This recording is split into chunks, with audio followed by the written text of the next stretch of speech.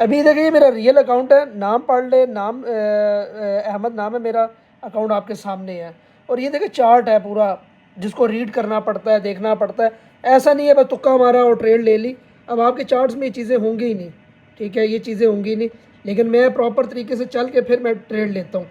और जो प्रॉपर्टी का काम करते हैं ना, जो गाड़ियों का काम करते हैं, और जो कहते हैं नहीं प्रॉपर्टी में पैसा लगाएं और अच्छी वाली इन्वेस्टमेंट, आपको रिटर्न अच्छा मिल जाता है, मैं उनको यही कहता हूँ कि जब आपको पैसों की ज़रूरत पड़ती है ना, अल्लाह ना करे आपको जब पैसों की ज़रूरत पड़ती है, तो अब आपको ना पूरी प्रॉपर्टी सेल करनी पड़ती है। तो पूरी प्रॉपर्टी सेल करते हैं तब जाके आपको, अगर मिसाल के तौर पर आपको 5-6 लाख या 10 लाख चाहिए, ठीक है, और 1 करोड़ की प्रॉपर्टी है, आप पहले 1 करोड़ की प्रॉपर्टी सेल करेंगे, फिर आपको उसमें से 5-10 लाख रुपये मिलेगा। ऐसे ही है।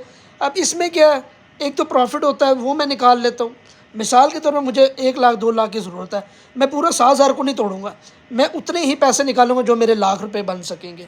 अब मुझे बताया प्रॉपर्टी ठीक है या ये ठीक है, कमेंट्स में लाजमी बताएं आप लोग।